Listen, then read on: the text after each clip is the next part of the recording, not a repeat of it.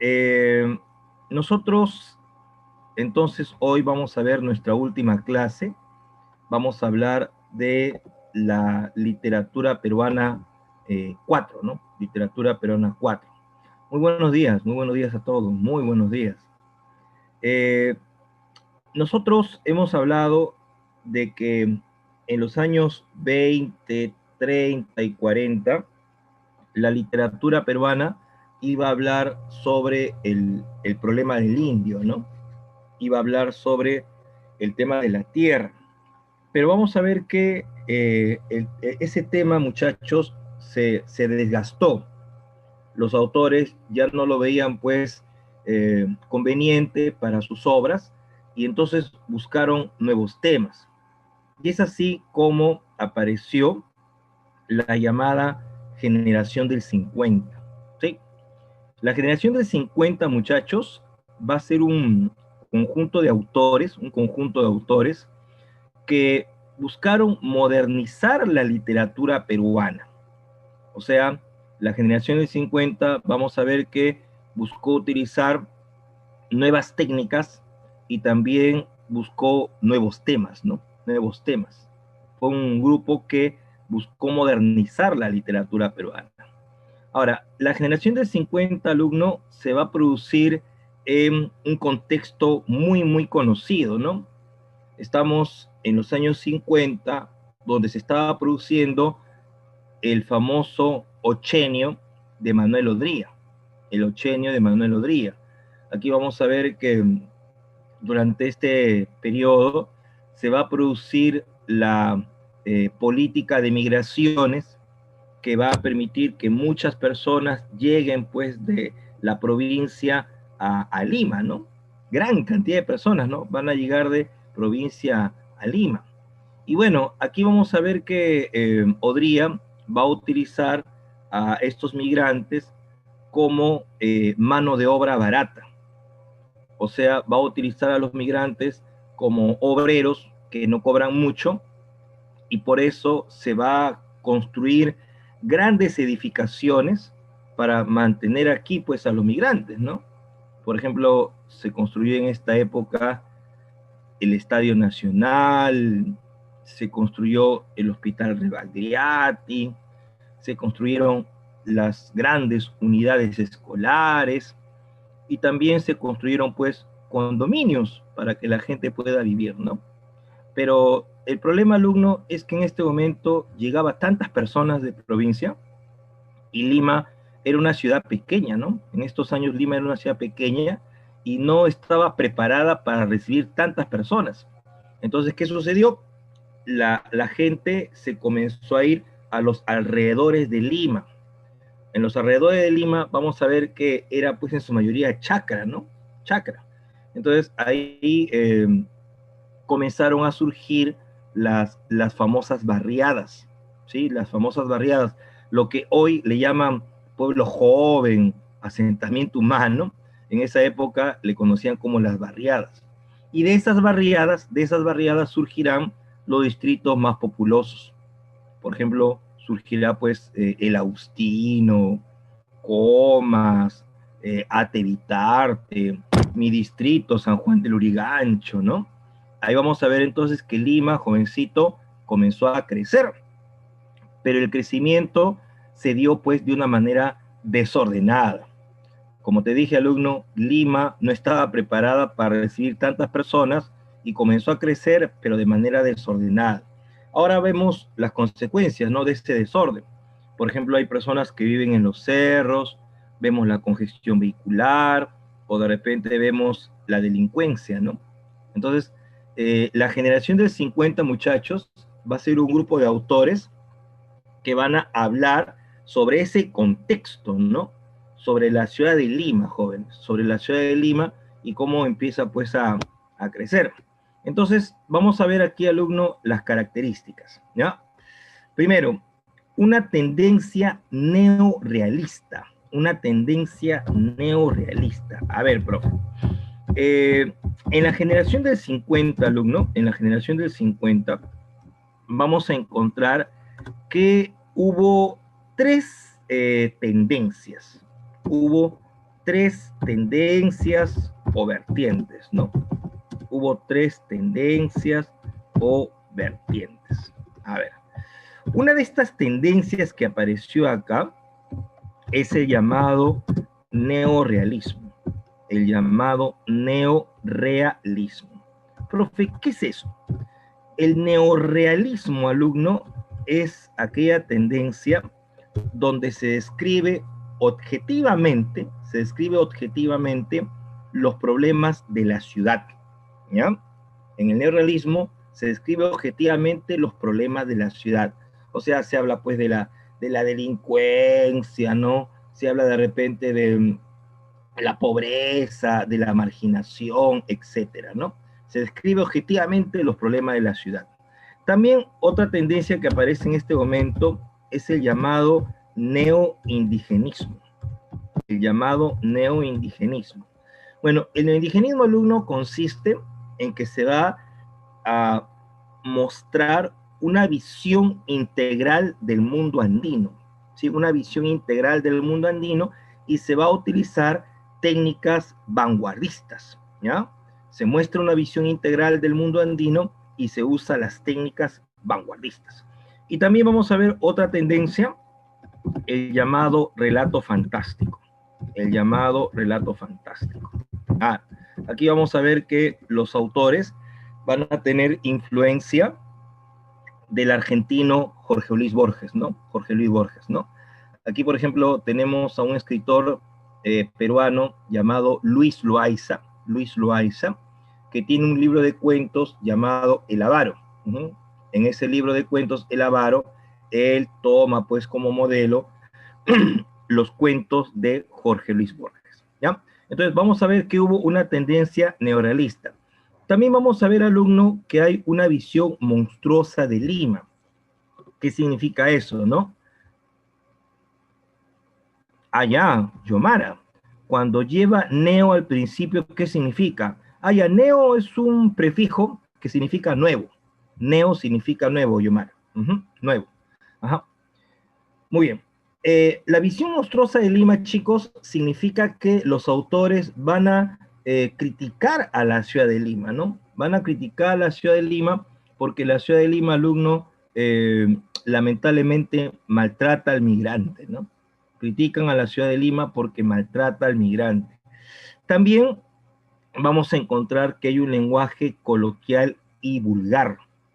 O sea, como estos autores quieren describir la realidad tal y como es, ellos van a utilizar el lenguaje vulgar, chicos. El lenguaje vulgar, ¿no?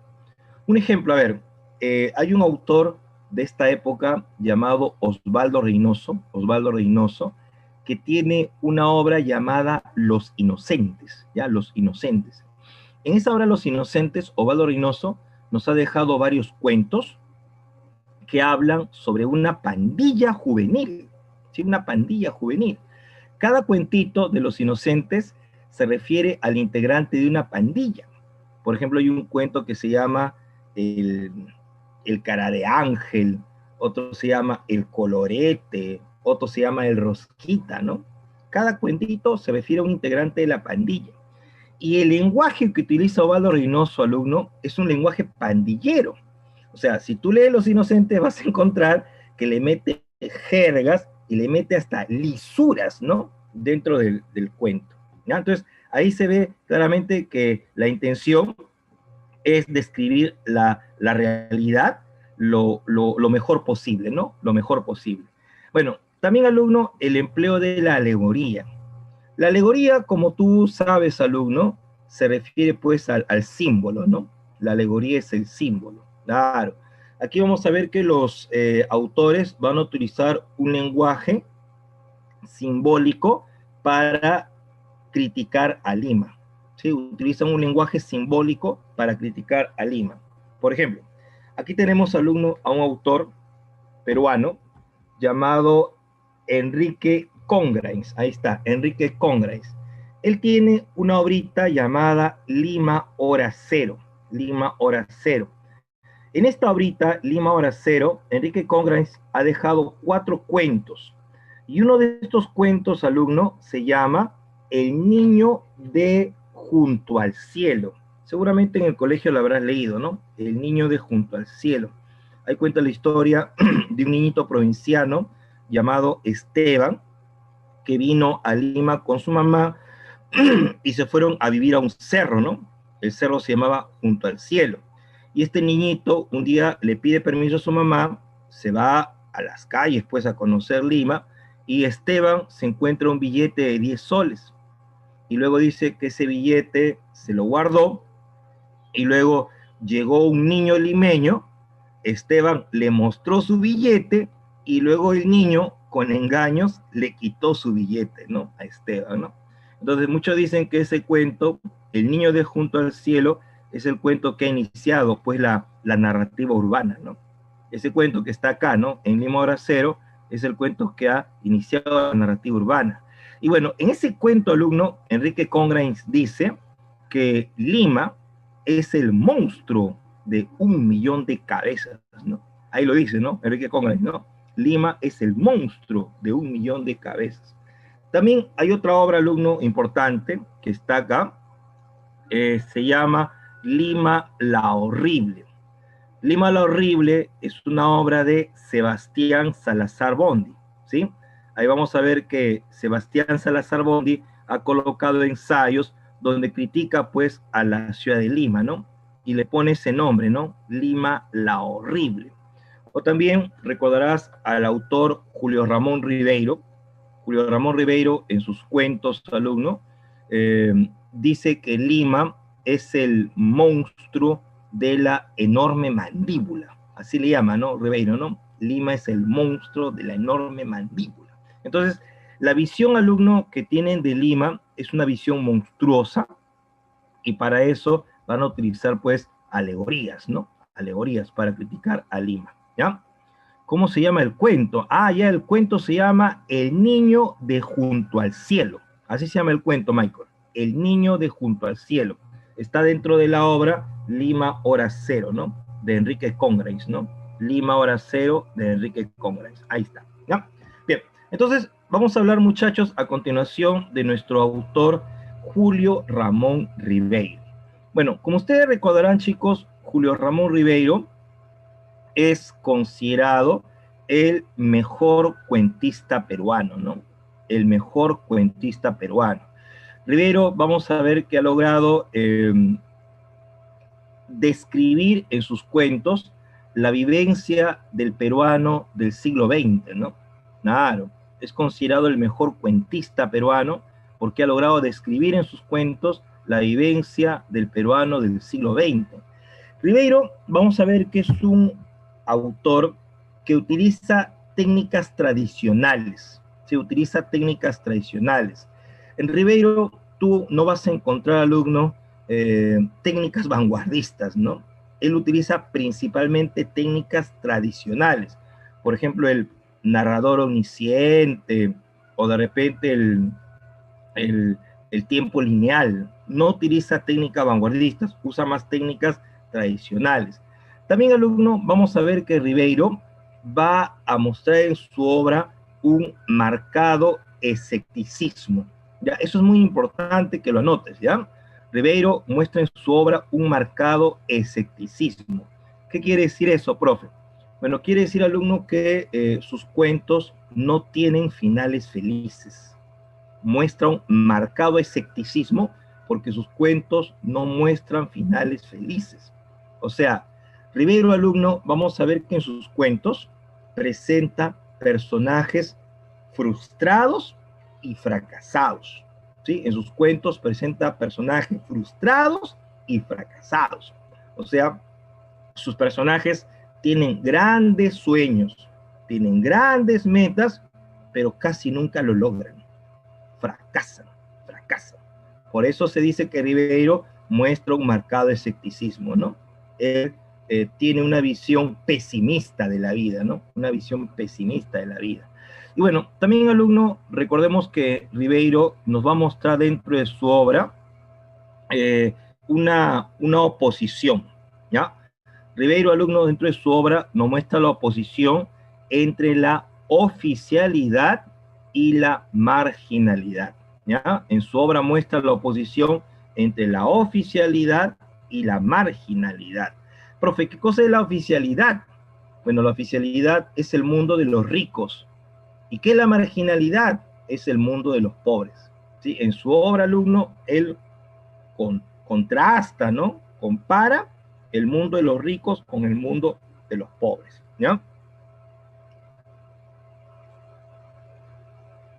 Uh-huh. Así es, Michael. Ajá, el niño de junto al cielo, ¿no? Claro, en esa época, pues 10 soles, Michael, obviamente era mucho dinero, pues, ¿no? Imagínate para un niño, imagínate 10 soles, uff, es una fortuna, pues, ¿no? Claro. El nombre completo del autor, Diego, claro que sí, no hay problema. El nombre completo del autor es Julio Ramón Ribeiro. Julio Ramón Ribeiro, ¿no? Él es el autor que estamos viendo ahorita, ¿no? Julio Ramón Ribeiro. Claro que sí. Ahí está. Bueno, Julio Ramón Ribeiro, como te dije, alumno, ha trabajado varios géneros, ¿ya? Él escribió novelas, escribió ensayos, escribió teatro, pero donde destacó más, obviamente, fue pues en los cuentos, ¿no? Ribeiro, vamos a ver que ha dejado una obra que le puso un nombre muy interesante. La obra se llama La palabra del mudo. La palabra del mudo, ¿ya? Esta obra, alumno, La palabra del mudo, aquí la tengo en mi mano, esta es la obra, La palabra del mudo, es la compilación de todos los cuentos de Ribeiro. La palabra del mudo es la compilación de todos los cuentos de Ribeiro. Aproximadamente, alumno, la obra tiene como 84 cuentos, aproximadamente. Ahora, ¿por qué Ribeiro le puso el nombre La palabra del mudo? Esa es una pregunta muy interesante, ¿no? ¿Por qué se llama La palabra del mudo? Bueno, en una carta que Ribeiro le mandó al editor de la obra, le explicó por qué el título, ¿no? En una carta, Ribeiro le explicó al editor, ¿por qué la palabra el mudo? Porque en la mayoría de mis cuentos se expresan aquellos que en la vida están privados de la palabra, los marginados, los olvidados, los condenados a una existencia sin sintonía y sin voz. Yo les he restituido este hálito negado y les he permitido modular sus anhelos, sus arrebatos y sus angustias. O sea, el título, La palabra del mudo, jóvenes, es un título alegórico, ¿sí? Alegórico. La palabra del mudo significa la voz del pueblo, significa la voz del pueblo. O sea, el mudo para Ribeiro son las personas del pueblo que no pueden reclamar, son las personas del pueblo que no aparecen en los medios de comunicación. Esos son los mudos para Julio Ramón Ribeiro, las personas del pueblo que no pueden reclamar. Ustedes cuando, por ejemplo, escuchan la radio o ven la televisión, ahí por lo general aparecen pues cantantes, ¿no? Futbolistas, políticos, empresarios, pero ¿por qué no aparece la gente del pueblo? ¿Por qué no aparece de repente, no sé, el obrero, el carpintero, el ama de casa, el vigilante? ¿Por qué? Porque ellos prácticamente no existen, ¿no? Para estos medios de comunicación, no se les escucha. Entonces, Ribeiro dice que en sus cuentos él quiere dar un espacio para que la gente del pueblo pueda expresarse, ¿no? Pueda también hablarse, ¿o no? Entonces, por eso el título, La palabra del mudo. Ahora, esta obra, alumno, vamos a ver que contiene dos tipos de cuentos, ¿ya? Esta obra contiene dos tipos de cuentos. Vamos a encontrar que hay cuentos realistas y también hay cuentos fantásticos, ¿ya? Cuentos realistas y cuentos fantásticos, ¿sí?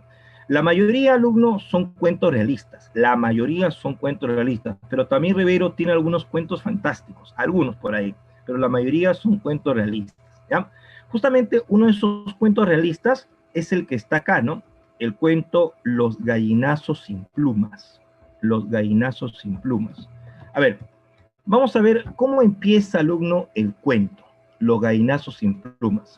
Dice, a las 6 de la mañana la ciudad se levanta de puntillas y comienza a dar sus primeros pasos.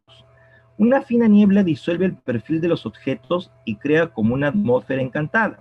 Las personas que recorren la ciudad a esta hora parece que están hechas de otra sustancia, que pertenecen a un orden de vida fantasmal. Los basureros inician por la avenida Pardo su paseo siniestro, armados de escobas y de carretas. A esta hora se ve también obreros caminando hacia el tranvía, policías bostezando contra los árboles, canillitas morados de frío, sirvientas sacando los cubos de basura. A esta hora, por último, como una especie de misteriosa consigna, aparecen los gallinazos sin plumas. Bueno, ahí, alumno, vemos que el comienzo de la obra nos presenta pues una descripción del momento, ¿no?, en que está amaneciendo en la ciudad, ¿no? 6 de la mañana, 6 de la mañana.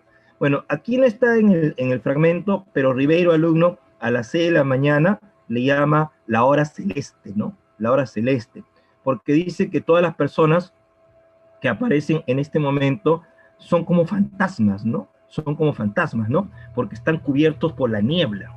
Ribeiro le llama 6 de la mañana la hora celeste, ¿no? Porque todos son como fantasmas cubiertos por la niebla. Aquí dice que hay personas que están regresando de trabajar, ¿no?, por la noche, y hay otros que más bien están saliendo a trabajar, ¿no?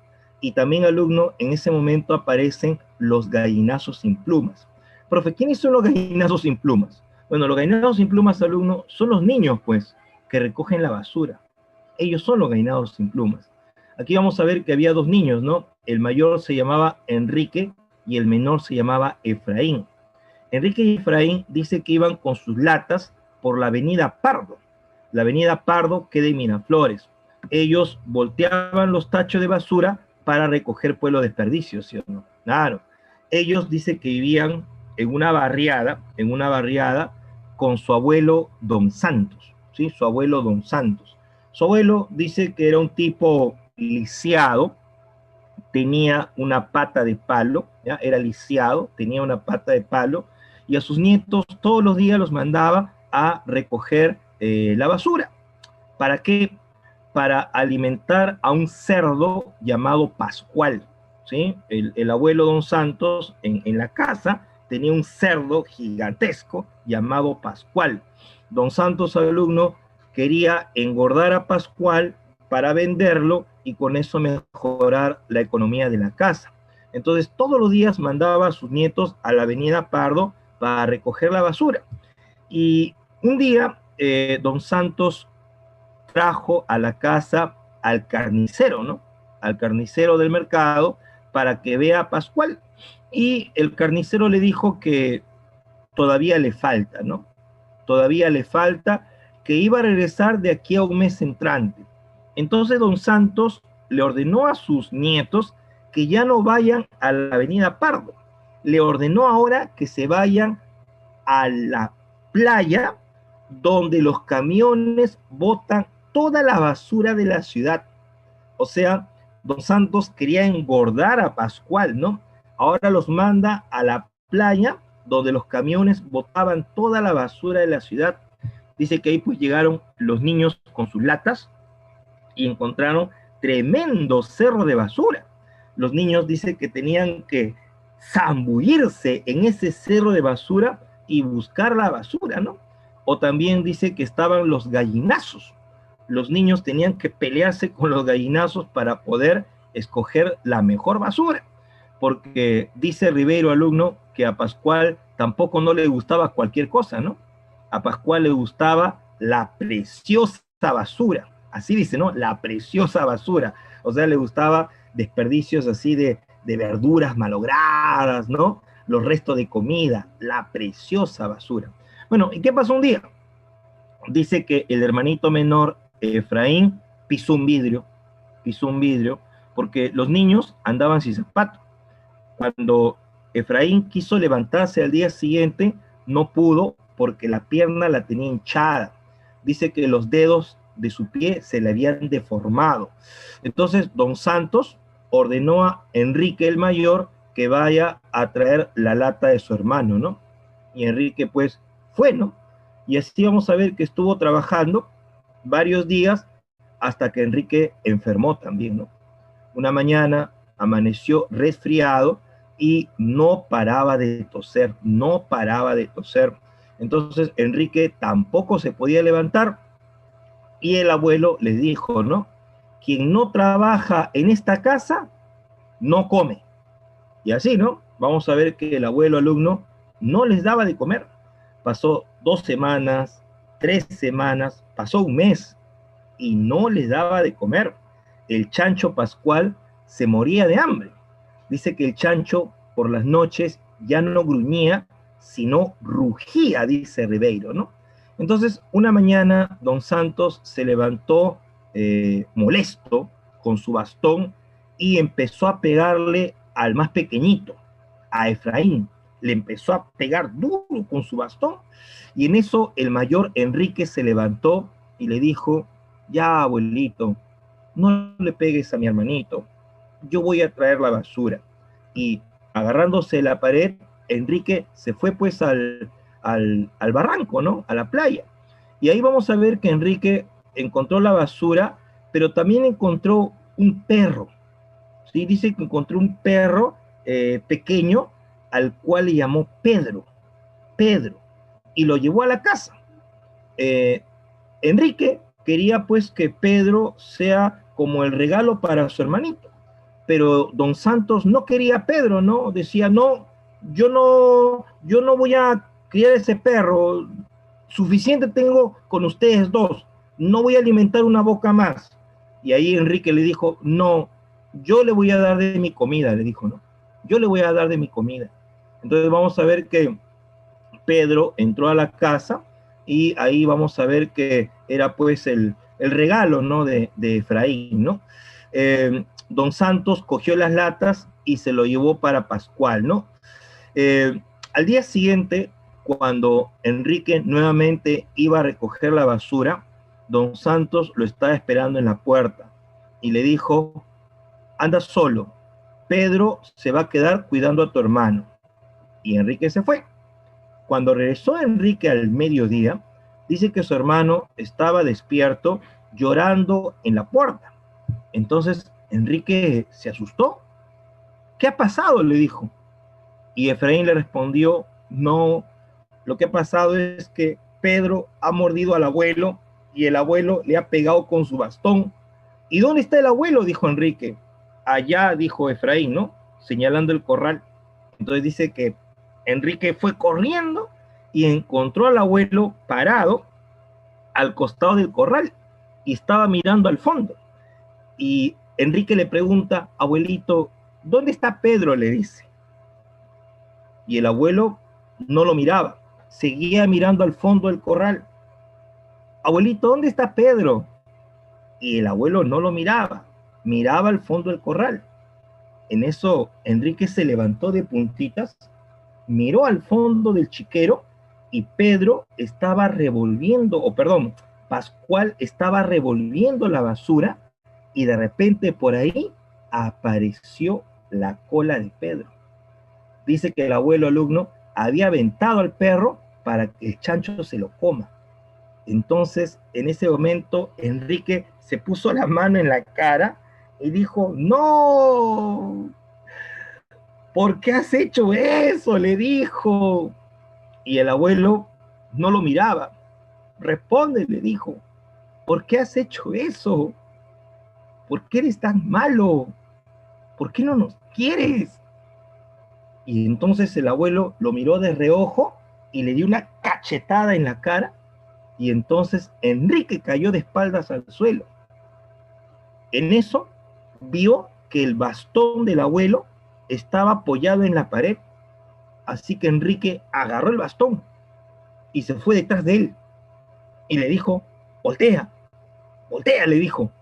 Y en eso el abuelo volteó y Enrique le dio un bastonazo en la cara y el abuelo se tomó la cara del dolor y en eso se resbaló con su pata de palo y se cayó dentro del corral. Y ahí vamos a ver que Enrique, desesperado, se fue donde estaba su hermanito, ¿no? Mira lo que le dice, ¿no? Pronto, exclamó Enrique, precipitándose sobre su hermano. Pronto, Efraín, el viejo se ha caído al chiquero. Debemos irnos de acá. ¿A dónde? Preguntó Efraín. A donde sea, al muladar, donde podamos comer algo, donde los gallinazos. No me puedo parar. Enrique cogió a su hermano con ambas manos y lo estrechó contra su pecho. Abrazados hasta formar una sola persona, cruzaron lentamente el corralón. Cuando abrieron el portón de la calle, se dieron cuenta que la hora celeste, o sea, las 6 de la mañana, había terminado y que la ciudad, despierta y viva, abría ante ellos su gigantesca mandíbula. Desde el chiquero llegaba el rumor de una batalla. O sea, alumno, ahí vamos a ver que el final es abierto. El final es abierto. ¿Por qué? Porque no se sabe, alumno, si el abuelo vivió o murió. No nos dice, ¿no? Solo dice que desde el chiquero llegaba el rumor de una batalla. También, alumno, vemos que no nos dice si los niños ahora vivieron mejor o vivieron peor. O sea, este final, alumno, como dice acá, es un final escéptico. Este final, alumno, representa el escepticismo de Julio Ramón Ribeiro. ¿Por qué? Porque aquí, alumno, el final es pesimista. Es un final pesimista. No me dice si el abuelo murió o vivió. No me dice si los niños vivieron mejor o vivieron peor. Es un final escéptico, un final pesimista. Ahora, también, alumno, aquí vamos a ver que Ribeiro utiliza, pues, alegorías, ¿no? Eso es lo importante de este cuento, ¿no? Las alegorías, los símbolos, ¿sí o no? Los símbolos. A ver, esto ha sido pregunta varias veces en examen de admisión, ¿no? ¿Cuáles son los símbolos de los gallinazos sin plumas, ¿no? Eso ha sido varias veces pregunta en examen de admisión. Los símbolos de los gallinazos sin plumas. Bueno, para comenzar, Enrique y Efraín. Enrique y Efraín. Ellos simbolizan al pueblo. Ellos simbolizan al pueblo. El abuelo, Don Santos, simboliza al Estado. Simboliza al Estado. El perrito, Pedro. Pedro, alumno, el perrito, simboliza el consuelo al dolor del pueblo. Simboliza el consuelo al dolor del pueblo. O sea, el perrito, alumno, sería una de esas pocas distracciones que tiene el pueblo, ¿no? Ah, y profe, el chancho pascual. Bueno, el chancho pascual, alumno, vamos a encontrar que es un doble símbolo. Es un doble símbolo. El chancho, vamos a ver que para el abuelo, simboliza la esperanza de mejora económica. Para el abuelo, simboliza la esperanza de mejora económica. Pero para los niños, simboliza la voracidad del sistema capitalista. La voracidad del sistema capitalista. Claro, el chancho es un doble símbolo. Ajá. El chancho pascual, alumno, en un momento representa para Don Santos la esperanza de mejora económica, porque recuerda que Don Santos quería vender al cerdo, ¿no? Pero Don Santos, alumno, vamos a ver que explotaba a sus nietos para poder alimentar al chancho. O sea, Don Santos, alumno, es el Estado que explota al pueblo para alimentar ¿a quién? Al capitalista. Al capitalista. El capitalista, alumno, es como Pascual. El capitalista, alumno, come, y a pesar que está lleno, sigue comiendo. O sea, el capitalista tiene dinero, tiene mucho dinero, pero a pesar que tiene dinero, siempre quiere más. A pesar que es muy rico, tiene mucho dinero, siempre quiere más. Entonces, eso representa el cerdo pascual, alumno, la voracidad del sistema capitalista. Ahora hemos visto, alumno, en esta pandemia, cómo se ha producido eso, ¿no? Por ejemplo, hay empresarios, alumnos, que son dueños de cadenas de farmacias y han subido el precio de las medicinas. Ah, su profesor, pero si la gente no tenía trabajo, no tenía dinero, ¿por qué subieron el precio? Porque les dio la gana, porque querían ganar más, pues. Profe, pero estamos en pandemia, la gente está muriendo, pero a ellos no les importa. El capitalista alumno quiere ganar dinero, no le importa si tú te mueres o no. Es como el chancho pascual. Tiene comida, está lleno, pero quiere más, quiere más. Entonces, ese chanchito representa en el fondo alumno al sistema capitalista, ¿ya? Bueno, entonces ahí alumno vemos pues que dentro del cuento hay técnicas tradicionales, como estás viendo el cuento utiliza narrador omnisciente, también se ve el empleo de la ironía, el empleo de la ironía. La ironía de Ribeiro alumno es una ironía basada pues en el humor, pero sutil, ¿no? Hay una ironía porque se utiliza un humor sutil. Por ejemplo, cuando dice, ¿no? En una parte que a Pascual le encantaba la preciosa basura, ¿no? La preciosa basura. Ahí hay un humor sutil, una ironía. También se ve el escepticismo, claro. El escepticismo alumno se da pues en el final del cuento, en el final, pero también se da en Don Santos, porque Don Santos alumno al final fracasa, ¿no? Fracasa. Él tenía pues la esperanza de vender al chanchito y al final fracasa, ¿no? Ahí se ve el escepticismo. Bueno, y el tema, como estamos viendo alumno, es la explotación infantil, ¿no? El tema del cuento es la explotación infantil. Bien, ahora muchachos vamos a hablar sobre la poesía de la generación del 50. La poesía de la generación del 50. A ver, Juan, me pregunta, profe, ¿por qué se llama Los gallinazos sin plumas? Ya, mira, Juancito, lo que pasa es que el título es un título simbólico, ¿ya? Los gallinazos sin plumas se refiere a los niños que van a buscar basura y que no tienen protección. Mira, los gallinazos por lo menos tienen sus plumas que lo protegen del frío y el calor, pero en cambio estos niños nadie los protege. Buscar basura, ¿no? Entonces, ellos son los gallinazos sin plumas. Son niños que buscan basura y están desprotegidos, ¿no? A eso se refiere el título, ¿no? Uh-huh. Bueno, en la generación del 50 alumno, no solamente se trabajó la narrativa, también se trabajó la poesía y el teatro, ¿ya? Se trabajó la narrativa, la poesía y el teatro. Bueno, en la poesía de la generación del 50, vamos a encontrar el empleo del verso librismo y la métrica tradicional. O sea, aquí vamos a encontrar que los autores alumno van a utilizar por un lado técnicas modernas y por otro lado van a utilizar técnicas tradicionales, ¿sí? Habían autores que utilizaban técnicas modernas y otros que utilizaban técnicas tradicionales. Por ejemplo, vamos a ver que utilizan pues el verso librismo, ¿no? El verso librismo, como tú ya sabes, es cuando los versos no riman. Los versos no riman. Y también los versos tienen diferente cantidad de sílabas. Eso se llama versolibrismo, ¿no? Cuando los versos no riman y los versos tienen diferentes cantidades de sílabas. Por ejemplo, hay un verso de 8 sílabas, verso de 13 sílabas, verso de 10 sílabas, verso de 14 sílabas. Los versos no tienen la misma cantidad de rima.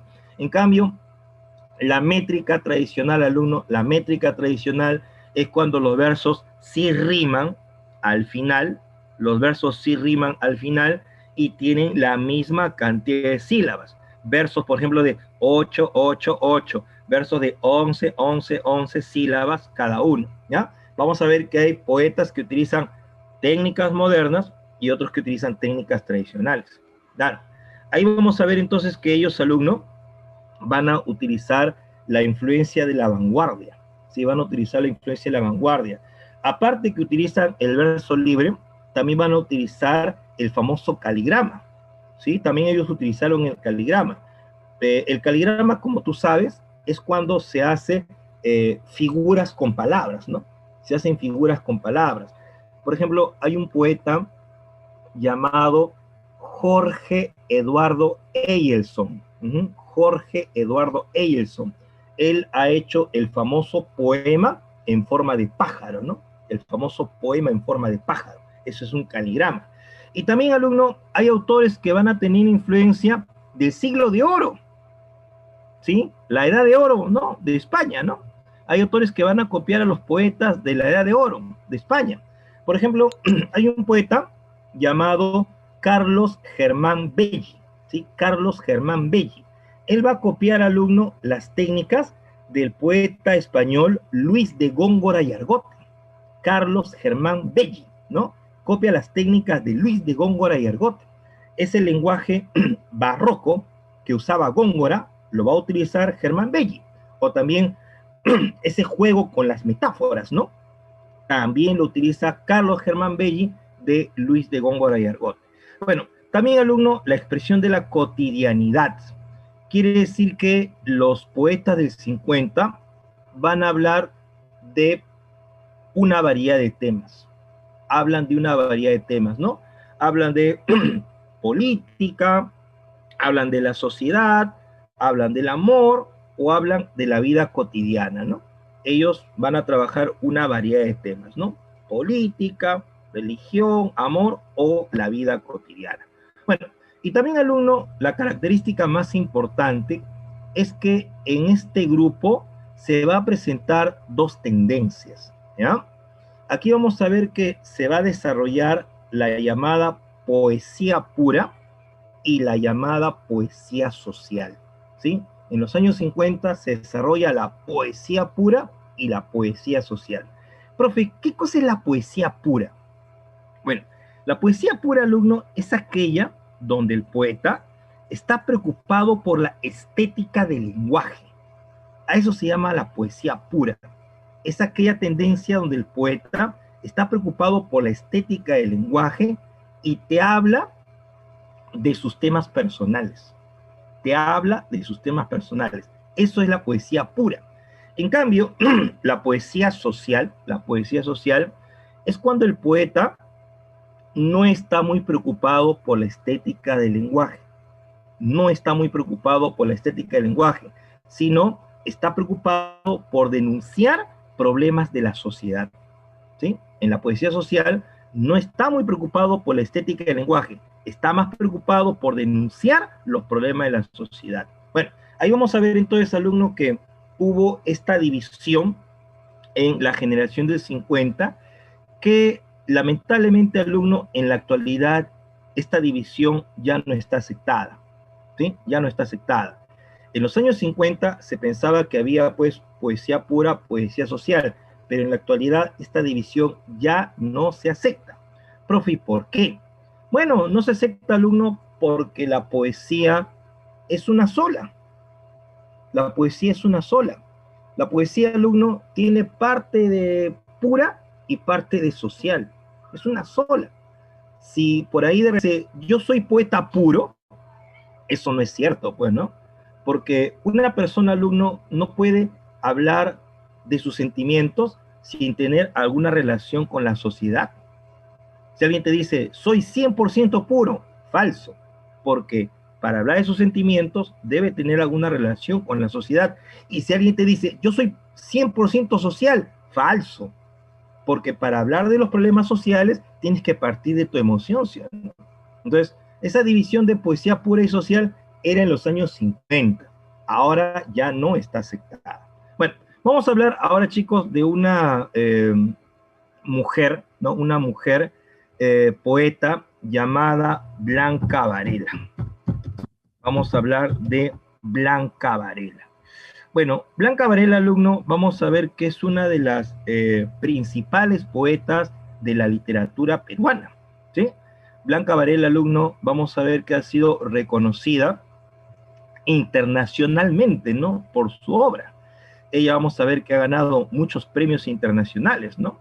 Por ejemplo, ella ha ganado el premio Octavio Paz, ¿no? Octavio Paz en el año 2001. También ha ganado el premio Reina Sofía, ¿no? En España, ¿no? Y otros premios más. Ella, vamos a ver que es una poetisa muy reconocida a nivel mundial. Profe, pero aquí en el Perú no se conoce mucho. No, pues no, lamentablemente, no se le conoce mucho, ¿no? Pero ella es muy reconocida a nivel mundial, ¿no? Bueno, Blanca Varela, alumno, vamos a ver que es la única poetisa de la generación del 50. La única poetisa de la generación del 50.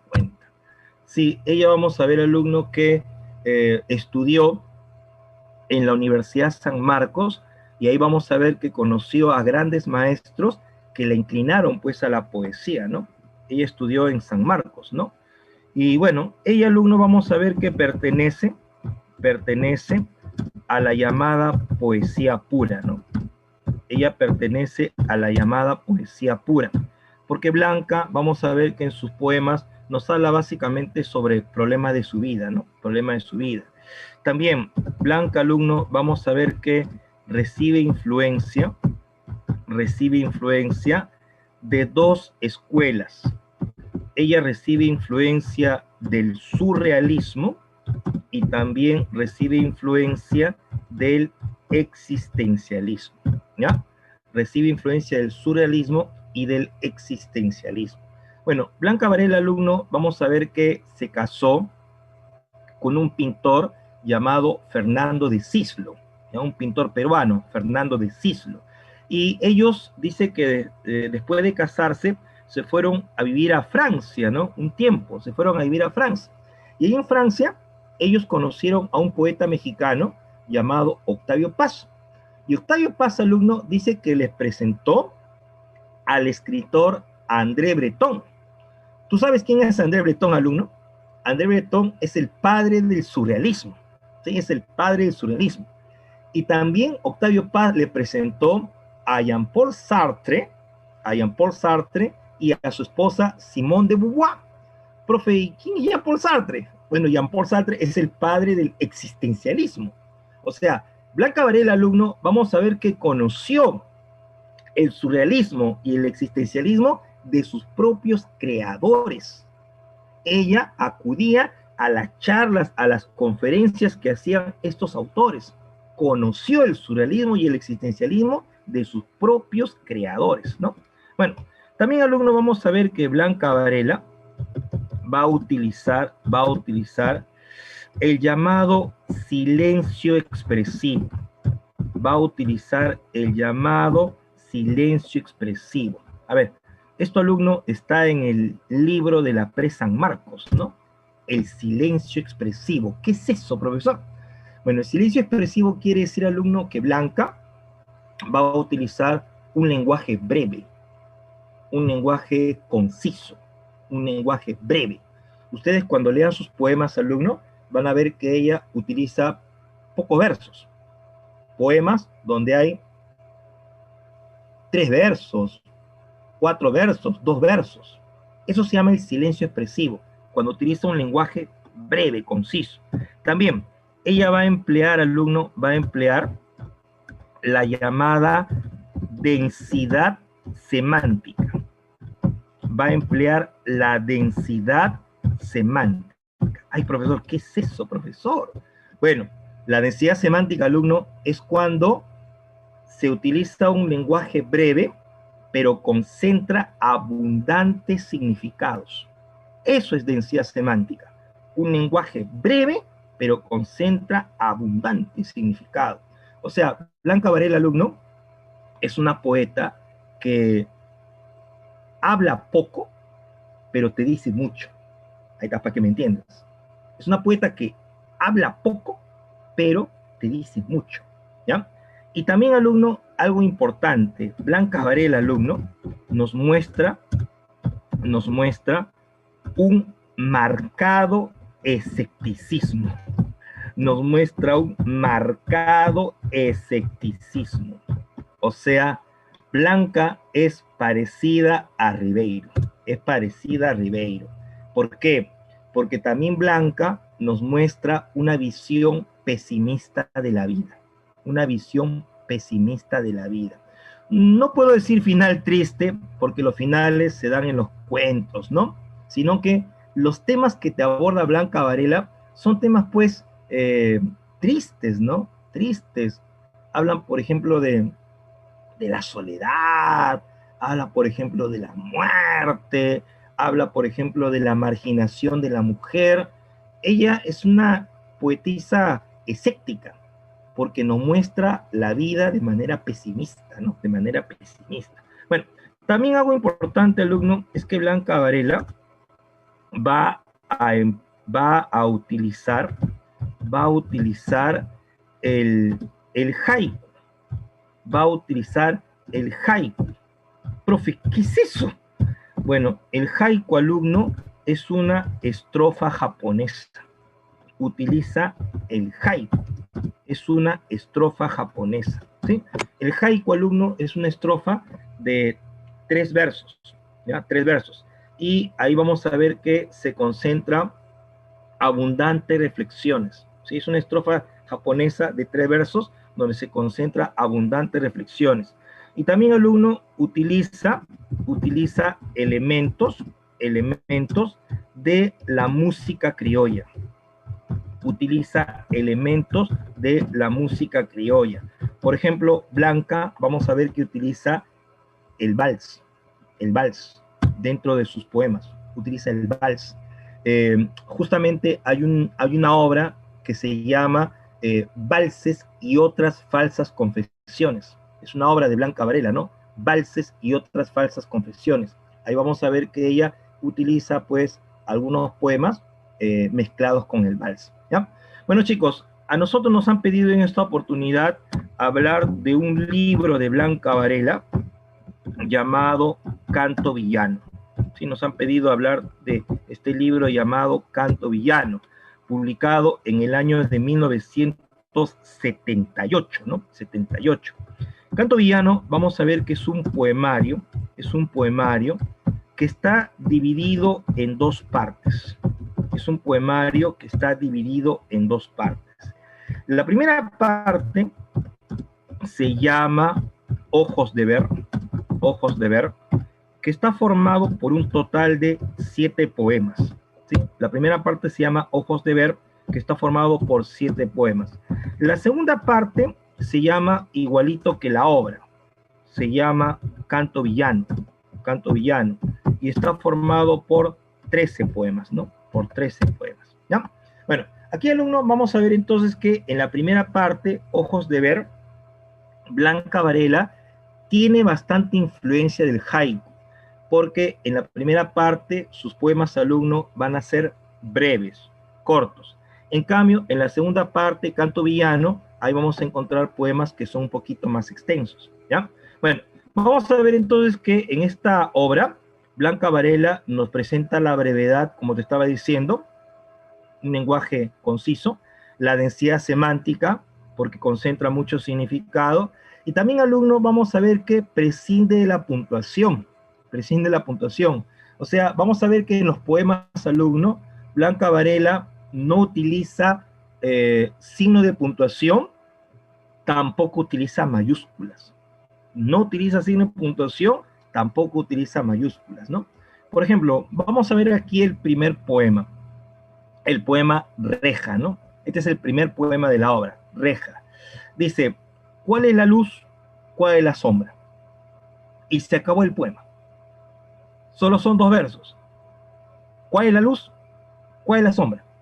Se acabó el poema. Bueno, estamos viendo, alumno, que este poema no tiene, pues, signo de puntuación. No hay. Y estamos viendo que el poema está formado por 2 versos. 2 versos. Y en estos versos, Blanca Varela nos está presentando una antítesis, ¿no? Una antítesis. Ahí está usando luz y sombra, ¿no? Hay una antítesis, hay una oposición de ideas. También vemos en este poema que ella está mostrando una duda. Cuando ella dice, ¿cuál es la luz? ¿Cuál es la sombra? Está mostrando la duda porque no sabe cómo diferenciar el día de la noche. No sabe cómo diferenciar el día de la noche. Claro, el título, alumno, también te ayuda, ¿no? Reja, ¿no? Al parecer, reja, alumno, se refiere pues al día aburrido en que uno está encerrado, ¿no? Reja se refiere a eso, ¿no? El día aburrido en que uno está encerrado. Uno está todo el día metido en su casa y no sabe cuál es día, cuál es noche, ¿no? Algo lo que estamos viviendo ahorita en la pandemia, ¿no? Estamos todo el día metidos en la casa y ya no distinguimos ¿Cuándo es lunes? ¿Cuándo es sábado? ¿Cuándo es domingo? O ya no diferenciamos cuándo es día, cuándo es noche. Ya, igualito, eso te está diciendo Blanca aquí. ¿Cuál es la sombra? ¿Cuál es la luz? ¿Cuál es la luz? ¿Cuál es la sombra? O sea, como el día es rutinario, es monótono, ya uno no puede diferenciar, ¿no? ¿Cuál es el día? ¿Cuál es la noche? ¿No? Otro poema, el poema Después. Tras la rosa sombra. Se acabó el poema. Tras la rosa sombra. 2 versos nada más. La rosa, como tú sabes, alumno, simboliza pues la belleza, ¿no? La belleza. Y bueno, la sombra, alumno, podría simbolizar la oscuridad, pero aquí veo que simboliza más la muerte, ¿no? La muerte, porque dice después. O sea, está diciendo alumno que la belleza, la belleza no es eterna, ¿no? Sino que la belleza, alumno, se acaba cuando llega la muerte, ¿no? Cuando llega la muerte, ¿no? Tú sabes que la rosa, alumno, simboliza pues la belleza, ¿no? Claro, la belleza se gasta, ¿sí o no? Claro que sí, la belleza no es eterna. Después de la belleza, después de la rosa, viene la muerte, ¿no? Viene la sombra. A ver, otro poema, el poema Identikits. Dice, sí, la oscura materia animada por tu mano soy yo. Se acabó el poema. Identikits. Bueno, profe, ¿qué cosa es un identikits? Bueno, un identikits es un retrato hablado. Un retrato hablado. Cuando se produce un crimen, eh, los testigos le dan a la policía las características del criminal y la policía va dibujando en una hoja el rostro del criminal. Ese dibujo se llama identikit, es un retrato hablado, ¿no? Ese dibujo se llama identikit. Bueno, ahí el alumno dice, sí, la oscura materia animada por tu mano soy yo. O sea, está diciendo Blanca que ella es como el dibujo que está siendo hecho por alguien. O sea, está diciendo que ella depende de alguien, ¿no? Ella depende de alguien, ¿no? Hay alguien que la ha dibujado, o sea que ella depende de alguien. Y ella está diciendo también, alumno, que ella se ha portado mal con la persona, ¿no? Que la dibuja, ¿no? Porque dice, ¿no? Sí, la oscura materia, dice, ¿no? Soy yo. O sea, ella se está echando la culpa de que se ha portado mal con la persona que la está dibujando, ¿no? O sea, en otras palabras, alumno, vamos a ver que aquí está hablando de la mala conducta que tiene una persona de repente con su pareja, ¿no? Con su pareja. Algunos han interpretado que este poema puede aludir a la relación que tenía Blanca Varela con su esposo Fernando de Cislo, ¿no? Ustedes recuerdan que Fernando de Cislo, alumno, era pintor, ¿no? Era pintor. Entonces, al parecer aquí vamos a ver que ella está hablando de esa mala relación que tenía con su esposo Fernando de Cislo, ¿no? Y claro, como tú sabes, alumno, ellos se divorciaron al final, ¿no? Ellos se divorciaron, ¿no?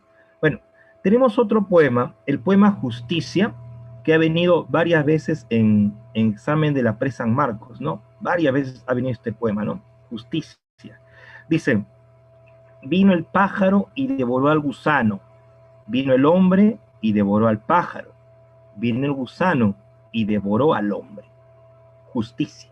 Bueno, este poema, como estás viendo, alumno, está formado por 6 versos, y aquí hay 3 personajes, el pájaro, el gusano y el hombre. Hay 3 personajes. Y también, alumno, vemos que en este poema hay una estructura simétrica. ¿Por qué estructura simétrica? Porque está dividido en 2 partes iguales, Mira, ¿no? En los 3 primeros tienes la secuencia pájaro, gusano, hombre. Y en los 3 últimos, la misma secuencia, pájaro, gusano, hombre. O sea, el poema tiene una estructura simétrica, porque está dividido en partes iguales. Bueno, ahora, justicia, alumno, justicia, no se refiere a la justicia humana, no, sino justicia se refiere a la justicia de la naturaleza. O sea, está diciendo el alumno que en la naturaleza hay justicia porque siempre el que come será comido por alguien. Eso está diciendo justicia, ¿no? Que en la naturaleza hay justicia porque siempre el que come será comido por alguien. O sea, ahí, alumno, el poema está hablando de la cadena alimenticia, ¿no? Hay justicia porque todo el que come siempre será comido, ¿no? O sea, hay una secuencia de vida, muerte, vida, muerte, vida, muerte en la naturaleza, ¿no? Bueno, también, alumno, ahí se ve la influencia del haiku japonés, ¿no? Claro, vemos que los 3 primeros versos se repiten en los 3 segundos, ¿no? Como tú sabes, el haiku, alumno, era una estrofa de 3 versos, ¿no? Donde se hacía una reflexión, ¿no? Ahí se ve la influencia del haiku japonés, ¿no? Bueno, tenemos ahora el poema Canto Villano. Este es un poema que tiene el mismo título de la obra, ¿no? Canto Villano. Ahora, por ahí de repente en el examen alumno te podrían preguntar, ¿no? ¿Qué significa canto villano? Eso podría ser una pregunta, ¿no? ¿Qué significa canto villano? A ver, canto villano, alumno, canto villano es un oxímoron. Es un oxímoron. ¿Qué es eso? Bueno, un oxímoron, alumno, es una figura literaria. Es una figura literaria. En un oxímoron se juntan 2 palabras con significado opuesto. Eso es el oxímoron. Es una figura literaria donde se juntan 2 palabras con significado opuesto. Por ejemplo, cuando tú dices, ¿no? Alegría entristecida. Ese es un oxímoron. Alegría entristecida. Cuando dice, por ejemplo, pequeño gigante. Pequeño gigante. Cuando dices juventud envejecida. Ese es un oxímoron. 2 palabras que se juntan y tienen significado opuesto. Claro, cuando a mí me dicen canto villano, canto se refiere a la poesía. La poesía, alumno, por lo general nos habla de la belleza, habla de la bondad, ¿no? De la belleza, de la bondad. Pero cuando te dice villano, villano, alumno, se refiere a la maldad, se refiere a lo perverso, ¿sí o no? Villano.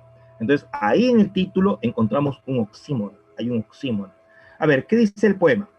Y de pronto la vida en mi plato de pobre, un magro trozo de celeste cerdo aquí en mi plato, observarme, observarte, o matar una mosca sin malicia, aniquilar la luz o hacerla. Este hambre propio existe, es la gana del alma, que es el cuerpo, es la rosa de grasa que envejece en su cielo de carne. Mea culpa, ojo turbio, mea culpa, negro bocado, mea culpa, divina náusea. No hay otro aquí en este plato vacío, sino yo, devorando mis ojos y los tuyos. Bueno, el poema, alumno, vamos a ver que está hablando de la reflexión de la vida en el acto de comer. De eso está hablando este poema, ¿no? La reflexión de la vida en el acto de comer. O sea, vamos a ver que aquí se ve la reflexión en un hecho cotidiano, ¿no? La reflexión de la vida en el acto de comer. Dice, ¿no? Y de pronto la vida en mi plato de pobre, un magro trozo de celeste cerdo. Bueno, magro significa flaco, magro significa flaco, de poco grosor. Dice que es un plato pobre, porque está comiendo solo un pedacito de carne cerdo, ¿no? Luego dice, ¿no? Aquí en mi plato, observarme, observarte. Ahí se ve una introspección, porque está haciendo un análisis interno de la persona, ¿no? Observarme, observarte, una introspección. O matar una mosca sin malicia, aniquilar la luz o hacerla. O sea, como que está en duda, ¿no? No sabe qué hacer, ¿no? O matar una mosca, o aniquilar la luz, o hacerla, ¿no? O sea, apagar la luz o prenderla. No sabe qué hacer. Este hambre propio existe, es la gana del alma, que es el cuerpo. Ahí, alumno, se está refiriendo a lo material sobre lo espiritual. O sea, aquí está hablando de un hambre material, ¿no? Y está hablando también de un hambre espiritual. ¿Por qué hambre espiritual, profe? Porque al parecer esta persona, alumno, se siente sola y tiene hambre espiritual porque quiere compañía. Siente hambre espiritual porque está sola y quiere compañía, pero a la vez hay un hambre también material, ¿no? Por algo está comiendo, ¿no? Por algo está comiendo. Aquí vamos a ver que el hambre material sobrepasa al hambre espiritual, dice, ¿no? Es la rosa de grasa que envejece en su cielo de carne. Claro, ahí vamos a ver que está hablando alumno sobre el tiempo, ¿no? El tiempo que avanza y ella es consciente de que se está haciendo vieja, ¿no? Claro. Cuando dice la rosa de grasa, ahí se refiere a la mujer, ¿no? Ahí vamos a ver que la mujer es consciente que está avanzando el tiempo y se está haciendo vieja, ¿no? Luego dice, ¿no? Mea culpa, ojo turbio, mea culpa, negro bocado, mea culpa, divina náusea. Bueno, mea culpa, alumno, es una frase en latín que significa por mi culpa, ¿sí? Ustedes seguramente cuando han ido a la misa habrán escuchado una oración que dice, ¿no? Por mi culpa, por mi culpa, por mi gran culpa. Ya, igualito, ¿no? Ella vamos a ver, alumno, que se está echando la culpa por los males que está pasando, ¿no? Por mi culpa, ojo turbio, por mi culpa, negro bocado, por mi culpa, divina náusea. Se está echando la culpa por los problemas que está pasando. Y luego dice, ¿no? No hay otro aquí, en este plato vacío, sino yo devorando mis ojos y los tuyos. Esa es una metáfora, es una metáfora. Ella está diciendo que ha terminado de comer y al fondo de su plato vacío, ella ve sus ojos, pero al mismo tiempo recuerda los ojos de la otra persona que ya no está. Es una linda metáfora, ¿no? No hay otro aquí en este plato vacío, sino yo, devorando mis ojos y los tuyos. O sea, ella ve en el fondo del plato, alumno, sus ojos y recuerda los ojos del ausente, ¿no? Bueno, al parecer, alumno, ahí se ve pues que está hablando de su soledad, ¿no?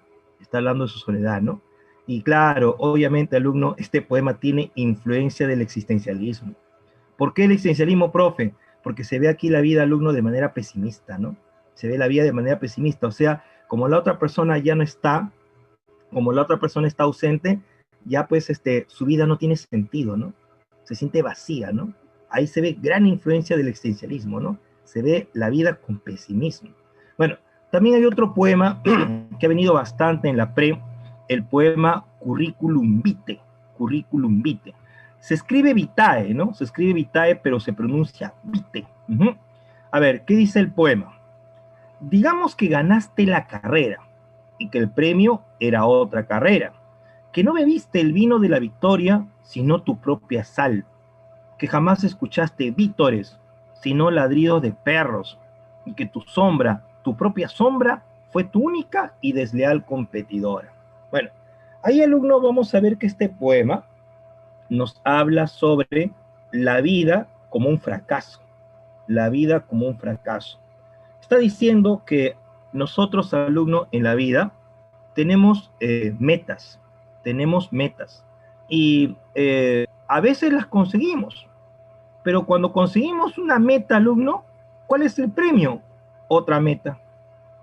Por ejemplo, si tú ingresas a la universidad, lograste la meta, pero ahora viene otra meta, alumno, mantenerte en la universidad. Y si logras eso, viene otra meta, terminar la universidad. O sea, al final, alumno, la vida está hecha de metas, ¿no? Está hecha de metas. Y puede ser que lo logres, ¿no?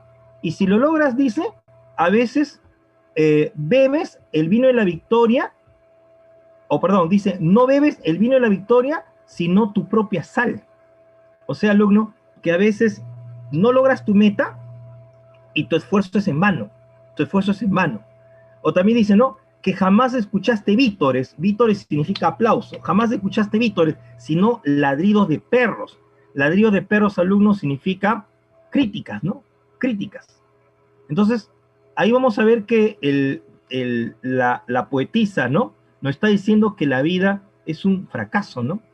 Que a veces uno puede triunfar o a veces uno puede perder. Y a veces te pueden felicitar por tus triunfos y a veces no. A veces escuchas críticas, nada más, ¿no? Escuchas críticas. Por eso, alumno, el poema se llama Curriculum Vitae. Curriculum Vitae significa en castellano el camino de la vida. Eso significa Curriculum Vitae, el camino de la vida.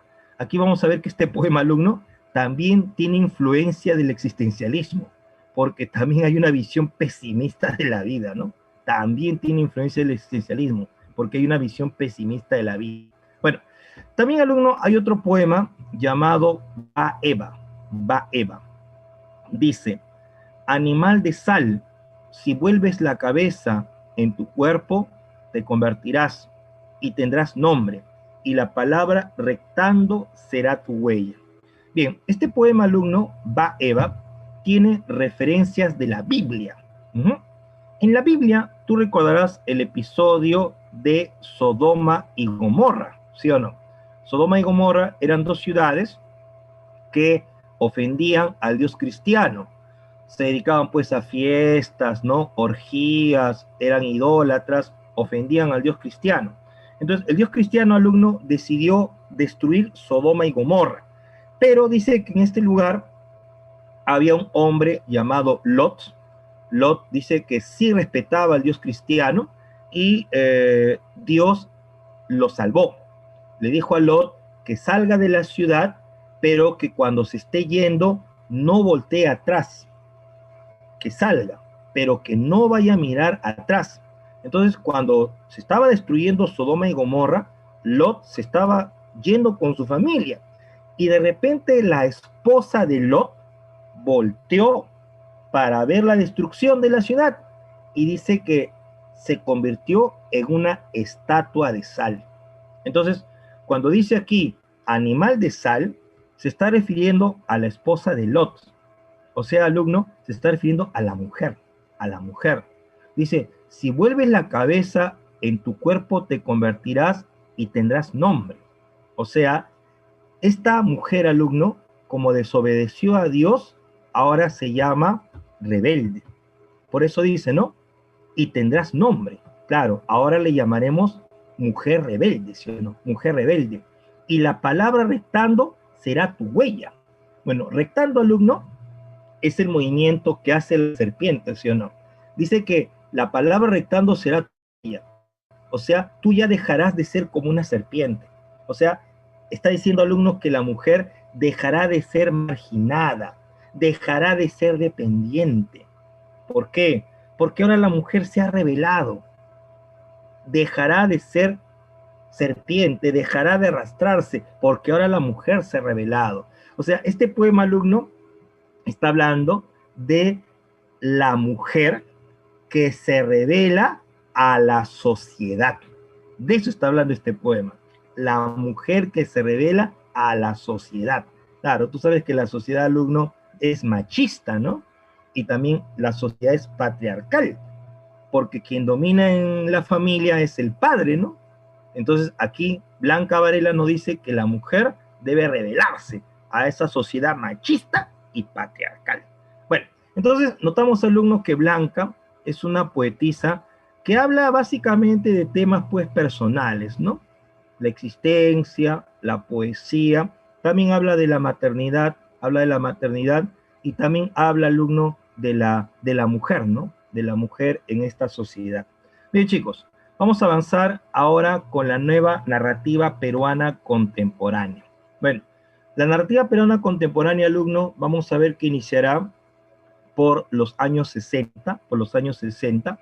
Aquí vamos a ver que hay influencia europea y norteamericana.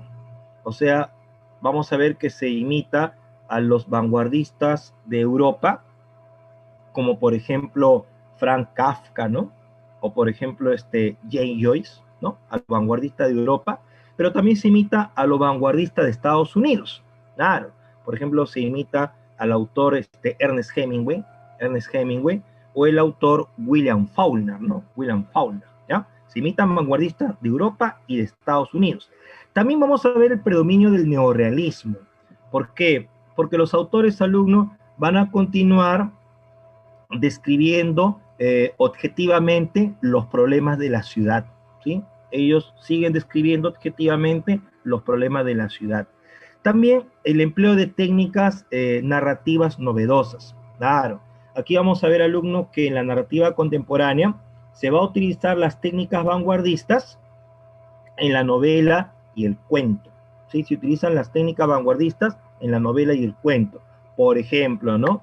Se utiliza el monólogo interior, se utiliza el flashback, ¿no? El flashback o el raconto, ¿no? El raconto. Se utilizan las técnicas vanguardistas en la novela y el cuento. Bueno, también, alumno, se ve la diversidad temática. La diversidad temática. ¿Qué quiere decir eso? Quiere decir, alumnos, que en esta narrativa contemporánea se amplía el escenario de la obra. Se amplía el escenario de la obra. O sea, el autor, alumno, acá no solamente te habla de Lima, sino ahora el autor, alumno, te habla de todo el Perú, de todo el Perú. Y es más, algunos también te hablan de Latinoamérica, ¿ya? Ahora se amplía el escenario de la obra, porque el autor te habla del Perú y también te habla de Latinoamérica. Bueno, vamos a ver, alumno, a continuación la novela Conversación en la Catedral. Como tú sabes, esta novela, alumno, le pertenece al escritor peruano Mario Vargas Llosa, ¿no? Conversación en la Catedral, de Mario Vargas Llosa. Bueno, esta novela, alumno, vamos a ver que es bastante voluminosa. Aquí la tengo en mis manos. Son unas 730 páginas, ¿no? 730 páginas, y está dividida en 4 partes, ¿ya? Está dividida en 4 partes. A ver, vamos a ver, alumno, cómo comienza la obra, ¿ya? Cómo comienza la obra. Dice: desde la puerta de la Crónica, Santiago mira la avenida Tacna sin amor, automóviles, edificios desiguales y descoloridos, esqueletos de avisos luminosos flotando en la neblina, el mediodía gris. ¿En qué momento se había jodido el Perú? Él era como el Perú, Zabalita, se había jodido en algún momento. Piensa, ¿en cuál? Frente al Hotel Crillón, un perro viene a lamerle los pies. No vayas a estar rabioso, fuera de aquí. El Perú jodido, piensa. Carlitos jodido, todos jodidos. Piensa, no hay solución. Bueno, algunos dicen que este es el mejor inicio de una novela peruana, ¿no? Es el mejor inicio de una novela peruana. Aquí aparece, alumno, un personaje llamado Santiago Zavala, ¿sí? Santiago Zavala, de cariño, le decían Zabalita. Él era periodista del diario La Crónica, ¿sí? Periodista del diario La Crónica. Este diario, alumno, por si acaso, sí existió, ¿no? Y bueno, ahí trabajó justamente Mario Vargas Llosa, ¿no? En el diario La Crónica. Zabalita, alumno, dice que sale del diario que quedaba en la avenida Tacna y se va caminando hacia la Plaza San Martín. Y en ese momento Zabalita se hace una pregunta, pues, extraordinaria. Él pregunta: ¿en qué momento se había jodido el Perú? Esa es la pregunta que se hace Zabalita. ¿En qué momento se había jodido el Perú? Pero esa pregunta, alumno, no es para entender tanto la crisis del Perú. No, no, no, no, no. Sino esa pregunta es para entender su crisis personal. O sea, cuando dice en qué momento se había jodido el Perú, está preguntándose en qué momento se jodió él. Y aquí lo dice, ¿no? Aquí lo dice, mira, él era como el Perú. Zabalita se había jodido en algún momento. O sea, Zabalita se está preguntando en qué momento perdió sus ideales. Él antes quería, pues, que cambiara la sociedad, pero ahora ya no le importaba. Ahora estaba sumido en una vida mediocre de periodista. Por eso él hace esa pregunta, ¿no? ¿En qué momento se había jodido el Perú? Quiere decir en qué momento se jodió él, en qué momento perdió sus ideales, ¿no? Bueno, Zabalita, alumno, dice que se va a la Plaza San Martín y toma su colectivo que lo lleva a Miraflores. Él vivía en Miraflores con su esposa Ana, que era enfermera, ¿no? Cuando llega a su casa, dice que Ana estaba llorando y Zabalita le pregunta qué ha pasado. Ana le dice que ella estaba caminando por la calle con su perrito el Batuque, ¿sí? Su perrito el Batuque, y de repente se detuvo una camioneta y salieron dos morenos. Dice que los morenos le arrancharon al Batuque y se lo llevaron. O sea, esa camioneta era de la perrera municipal, de la perrera municipal. En este momento había una epidemia de rabia y a todos los perros se los estaban llevando, ¿no? Pero dice que el Batuque alumno iba con su ama y con su correa, ¿no? Prácticamente se lo arrancharon de las manos y se lo llevaron.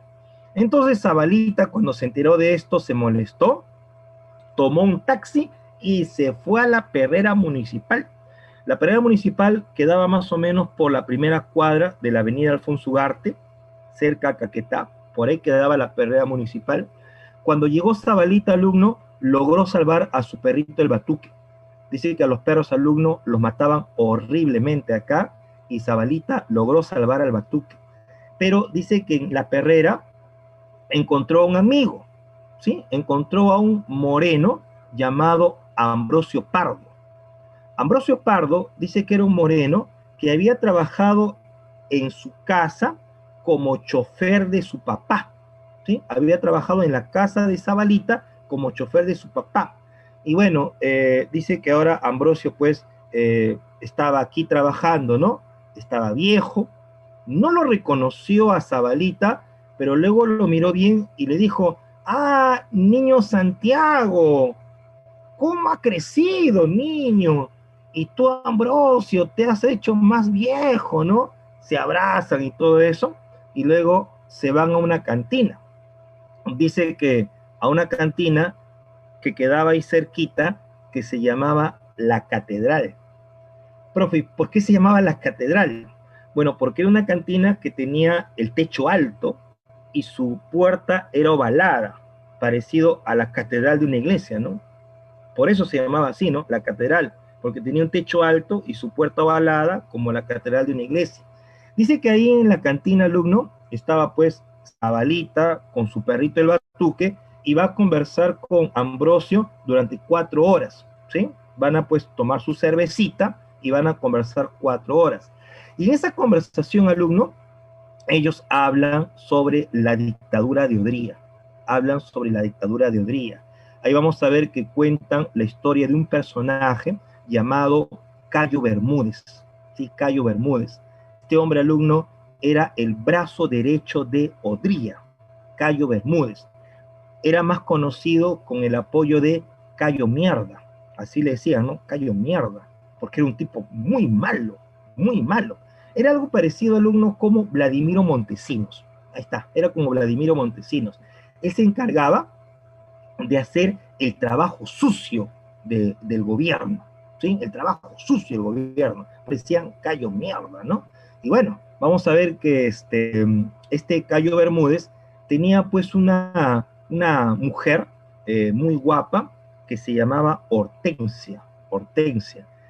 Hortensia era conocida como la musa. Uh-huh. Cayo Bermúdez le había comprado una mansión a Hortensia, ¿ya? Y ella vivía allí. Hortensia, alumno, era una modelo, era muy guapa, ¿no? Cayo Bermúdez dice que le consiguió una amiga llamada Queta, sí, Queta. Esta Queta era una prostituta y dice que por las noches Queta y Hortensia hacían el amor mientras Cayo Bermúdez las veía, ¿no? Las veía. Eso era su diversión, ¿no? A él le gustaba ver cómo Hortensia y Queta hacían el amor, ¿no? Y bueno, Cayo Bermúdez, alumno, era un tipo despiadado, como te dije.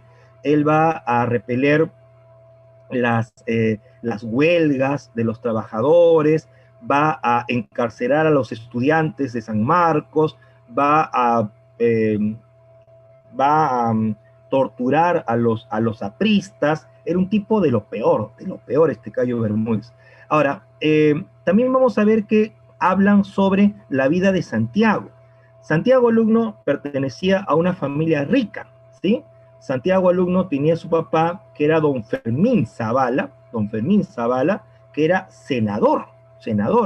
y tenía su mamá que era pues doña Zoila, ¿no? Que era una mujer pues aburguesada, ¿no? Aburguesada. Tenía sus hermanos, uno se llamaba Chispas y la otra se llamaba Teté, ¿no? Chispas y Teté, eran los hermanos de Santiago, ¿no?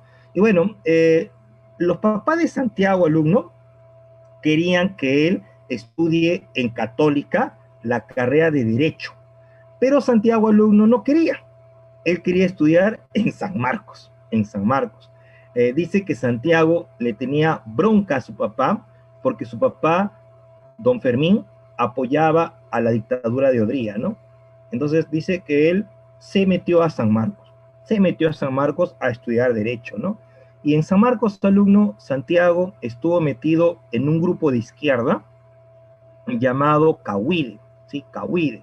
Dice que con este grupo Cahuide, ellos se reunían por las noches para leer los libros de Marx, ¿no? Los libros de Engels. ¿Y qué pasó? En una oportunidad, cuando estaban reunidos, llegó la policía y los llevaron a la cárcel. Y ahí el alumno estaba en la cárcel Santiago con sus compañeros y llegó su papá, don Fermín Zavala, el senador, para sacarlo. Dice que el papá alumno había llevado al mismísimo Cayo Bermúdez para sacarlo a Zabalita de la cárcel. Imagínate. Y ahí vamos a ver que Zabalita reclamó, ¿no? ¿Por qué yo voy a salir y por qué no mis compañeros? Y entonces dice que don Fermín se lo llevó a su casa molesto, ¿no? Y a partir de ahí, alumno, Santiago ya no quiso saber nada con su familia. Él no aceptaba que tuviera privilegios, así que él se fue de su casa. Se fue de su casa, ¿no? Y ahora vamos a ver que su papá le tenía pena a su hijo Santiago y el papá, por medio de un hermano, ¿ya? Le va a conseguir un trabajo. El papá le va a conseguir un trabajo aquí en el diario La Crónica, ¿no? Para que Santiago sea periodista. O sea, alumno, Santiago dejó la universidad, ¿sí? Dejó la carrera de Derecho y ahora se metió a trabajar de periodista, ¿no? De periodista, ¿no? Bueno, y vamos a ver, alumno, que bueno, también el papá, don Fermín, tenía pues un secreto, ¿no? Don Fermín, alumno, vamos a ver que tenía su chofer, que era Ambrosio, que lo obligaba a llevarlo a su casa de Ancón los fines de semana. Ahí vamos a ver que don Fermín se emborrachaba con Ambrosio y luego tenían relaciones sexuales. ¿Sí? Don Fermín Zavala, el papá de Santiago, obligaba a Ambrosio a tener relaciones sexuales con él, ¿no? Bueno, entonces vamos a ver, alumnos, que un día se produjo pues la muerte de Hortensia, ¿no? De la musa, ¿sí? La musa apareció asesinada en su casa. ¿Qué había pasado? Dice que Cayo Bermúdez había repelido un levantamiento que se dio en Arequipa, ¿sí? Había repelido el levantamiento de Arequipa contra el gobierno de Odría. Y como hubo tanta muerte en este levantamiento, a Cayo Bermúdez lo sacaron del poder, lo votaron. Y Cayo Bermúdez se fue del Perú y dejó sola pues a Hortensia, a la musa. La musa, alumno, vamos a ver que se quedó sola con la mansión, pero no tenía dinero, ¿no? Poco a poco comenzó a vender las cosas. Luego vamos a ver que con su amiga Queta comenzaron a prostituirse, pero el dinero ya no le alcanzaba. Entonces vamos a ver que Hortensia empezó a chantajear a don Fermín. Hortensia le dijo que si no le daba dinero, ella iba a contar que era homosexual.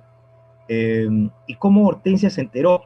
Hortensia se enteró, alumno, porque Queta era prostituta y ella atendía a Ambrosio. Y Ambrosio le había contado en secreto a Queta lo que hacía don Fermín con él.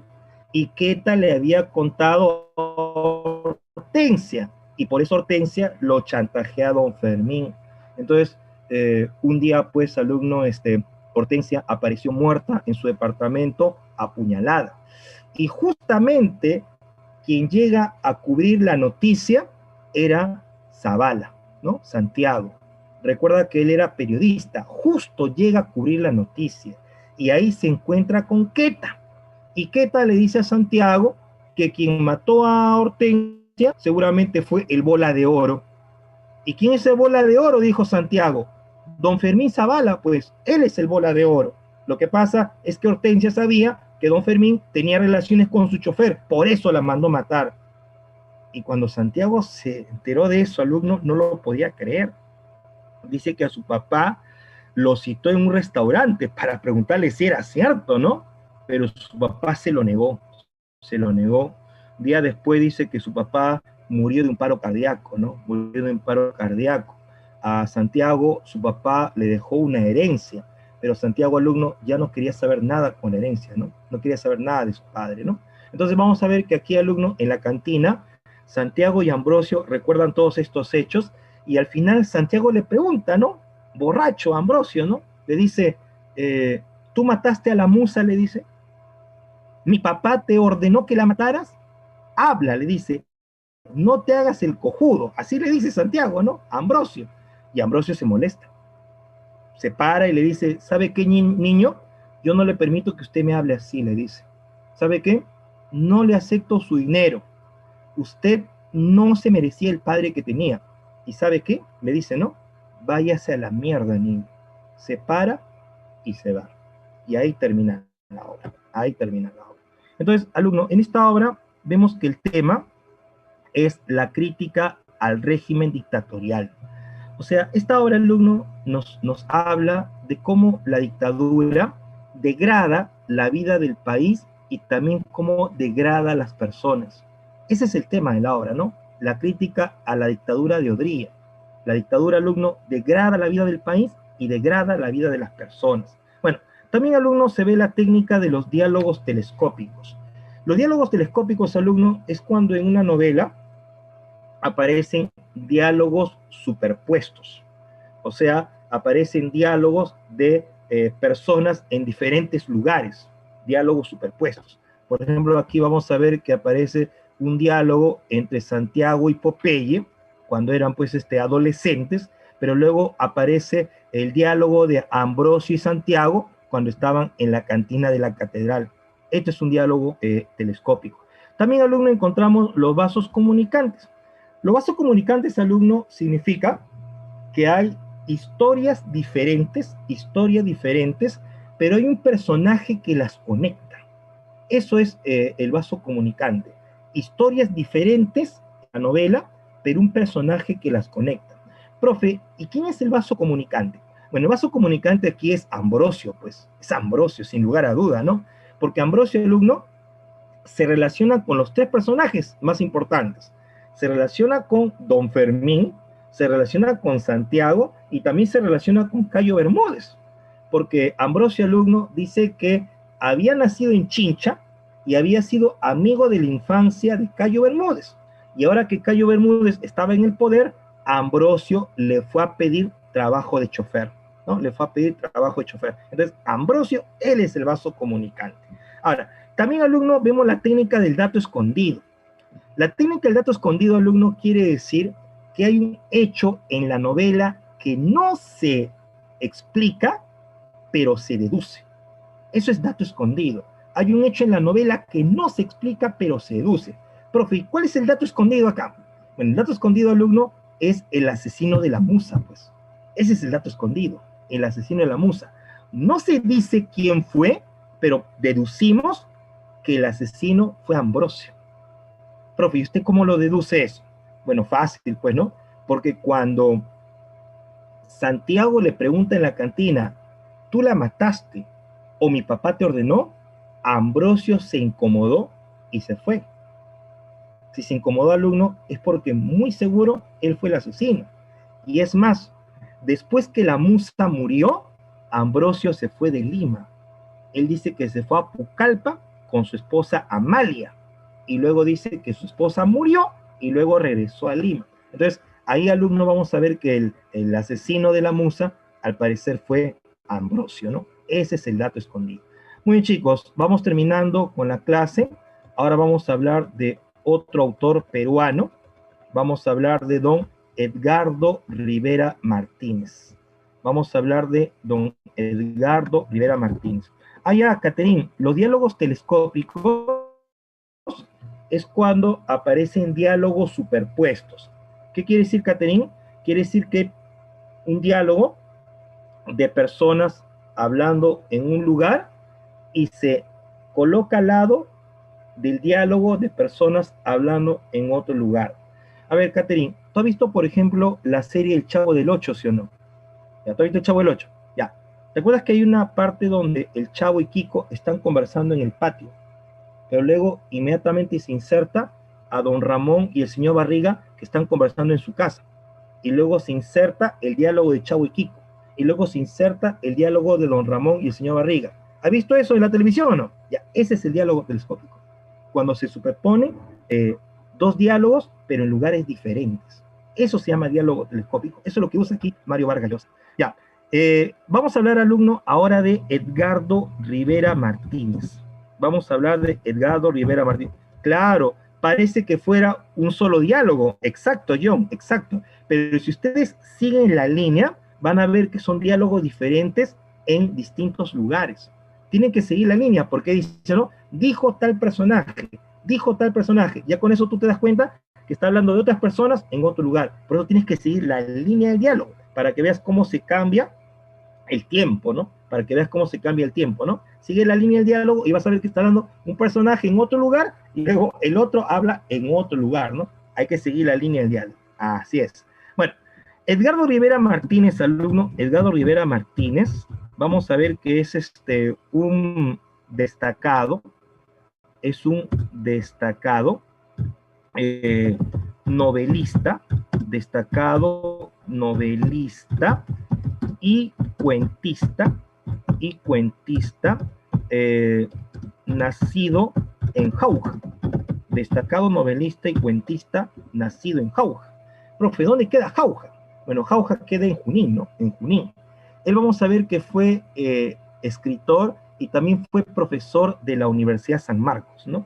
Fue escritor y profesor de la Universidad San Marcos. Bueno, don Edgardo, vamos a ver que pertenece al neoindigenismo. Pertenece al neoindigenismo. ¿Por qué, profesor? ¿Por qué? Porque él utiliza la técnica de lo real maravilloso. Él utiliza la técnica de lo real maravilloso. Claro, ahí vamos a ver, alumnos, que don Edgardo va a mezclar hechos de la realidad con creencias populares, ¿no? Mezcla hechos de la realidad con creencias populares. También vamos a ver, alumnos, que en su obra inserta elementos autobiográficos. Inserta elementos autobiográficos. Por ejemplo, hay una novela que se titula País de Jauja. La novela País de Jauja. Muchos dicen que esta novela es la mejor novela de los años 90, ¿no? País de Jauja. Ahí, alumno, vamos a ver que don Edgardo nos cuenta la historia de un niño llamado Claudio, ¿sí? Claudio. Nos habla de la vivencia de Claudio en su pueblito de Jauja. Entonces, vamos a ver que ese Claudio, en el fondo, es don Edgardo que nos está contando su infancia, ¿no? Nos está contando su infancia. Bueno, también, alumno, vamos a encontrar que dentro de su obra, don Edgardo mezcla la mitología andina con la mitología occidental. Mezcla la mitología andina con la mitología occidental. Principalmente, alumno, con la mitología griega, ¿sí? Con la mitología griega. Ah, su profe, ¿qué tal mezcla? Don Edgardo mezcla personajes de la mitología andina con personajes de la mitología griega. ¿Qué tal mezcla, profesor? ¿Sí? Por ejemplo, hay un cuento, alumno, que se llama El unicornio, donde dice que un día apareció un unicornio en los Andes, ¿no? Así de la nada, un unicornio apareció en los Andes. O también hay otro cuento que se llama Atenea estuvo en varios saltos, así se llama el cuento. Atenea estuvo en varios saltos, donde dice que ahí en varios saltos había unos niños que les gustaba jugar a la Ilíada. Así dice, ¿no? Los niños les gustaba jugar a la Ilíada, ¿no? Entonces, vamos a ver que él hace una mezcla, alumno, bastante particular de la mitología andina con la mitología griega, ¿no? Bueno, pero a nosotros nos han pedido hablar de este cuento llamado Ángel de Ocongate.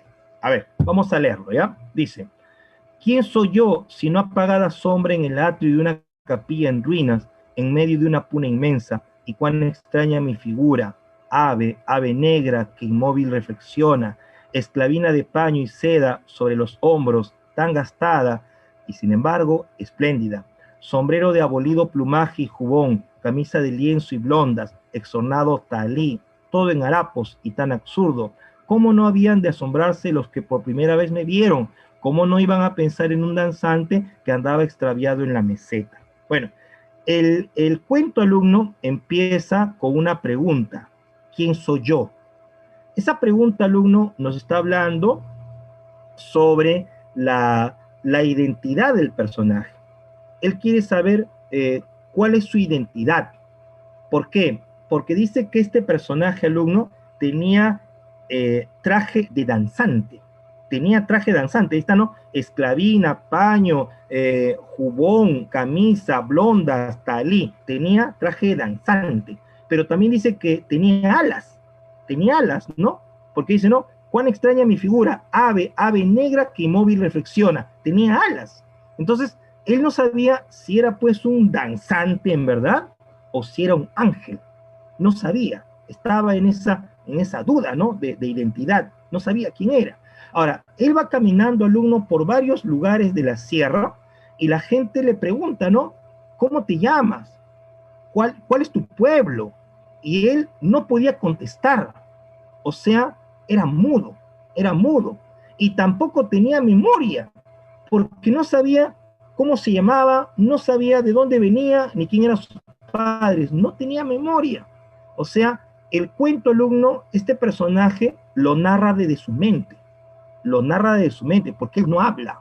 La gente le pregunta y él no puede hablar, y encima no tiene memoria. Y bueno, dice que de repente llega pues a un lugar donde se encuentra con un anciano, y el anciano le dice al alumno que si quiere saber quién es, que se vaya a la Pampa de Ocongate, ¿sí? La Pampa de Ocongate, alumno, queda en el Cusco, en el Cusco.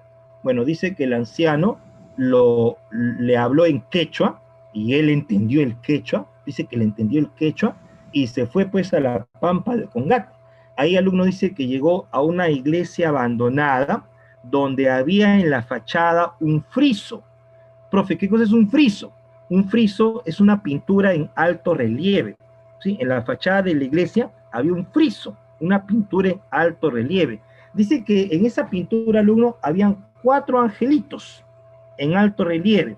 Y dice que de los 4, uno faltaba. Uno había sido arrancado por un rayo. Y los otros 3 tenían la misma ropa que tenía este personaje. Entonces, él se da cuenta que ese angelito que faltaba era él, era él. Pero al final, él se sigue preguntando, ¿y por qué me sacaron de allí? ¿Quién soy? ¿De dónde vengo? ¿A dónde voy? Al final, sigue con su duda de identidad. Al final, no sabe quién es. Entonces, muchos alumnos han interpretado y dicen que este personaje en el fondo simboliza al mestizo, ¿no? Al mestizo. Porque el mestizo, alumno, no sabe si pertenece a la cultura andina o si pertenece a la cultura occidental.